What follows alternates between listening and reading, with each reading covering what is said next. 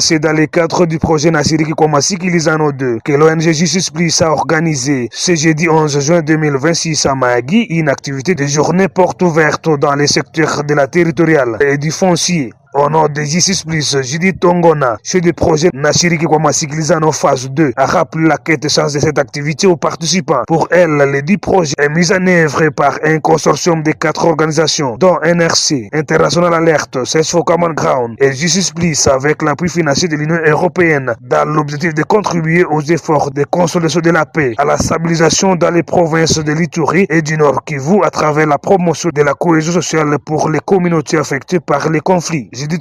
C'est avec un réel plaisir et un profond honneur que je prends la parole en ce jour au nom du projet Nassiriki Koumassi Kilizano pour le compte de Justice Plus, Bunia, pour vous souhaiter la bienvenue à cette activité de journée porte ouverte organisée ici dans les territoires de Mahagi. Votre présence témoigne de l'intérêt que vous accordez aux questions de paix et de cohésion sociale et de gouvernance locale. Cette journée se veut un cadre d'échange, de sensibilisation et de partage d'expériences autour des enjeux qui touchent directement nos communautés, notamment les conflits liés à la gestion des terres et à la cohabitation pacifique. Nous avons l'honneur d'accueillir parmi nous nos 2 intervenants qui sont entre autres l'administrateur du territoire et monsieur le conservateur des titres immobiliers qui vont nous éclairer sur des questions essentielles liées à l'administration territoriale et à la gestion foncière. Nous leur exprimons d'ores et déjà toutes nos gratitudes pour leur disponibilité et leur engagement. Nous vous disons cordial bienvenue. De son côté, le colonel du Sano à la loi Jacques, adjoint militaire du territoire de Mahagi, l'un des facilitateurs, a rappelé les 14 missions dévolues à un administrateur de territoire.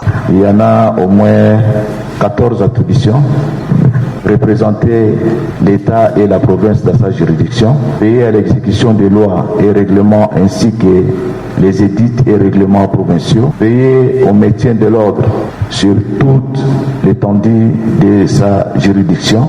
Je crois bien que nous avons la police et l'armée et l'administrateur du territoire veille sur la sécurité de sa juridiction. En clair, c'est coordonner les activités de la sécurité des personnes et de leurs biens. Assurer les services spécialisés de la résolution des conflits. Nous avons des conflits fonciers, conflits de pouvoir, conflits de limites. Et rester aussi à l'écoute de la population, orienter la population chaque fois qu'il est nécessaire. Jean Emazou, conservateur de titres immobiliers, a expliqué quant à lui comment fonctionne son service avant d'éviter les participants à avoir tous les documents pour leurs parcelles et concessions. Le conservateur travaille avec 5 bureaux. Bureau du personnel, il gère le personnel. Là, je suis bref seulement. Bureau du domaine foncier, il oriente les dossiers au bureau du cadastre et prépare les contrats à soumettre à la signature du CTI.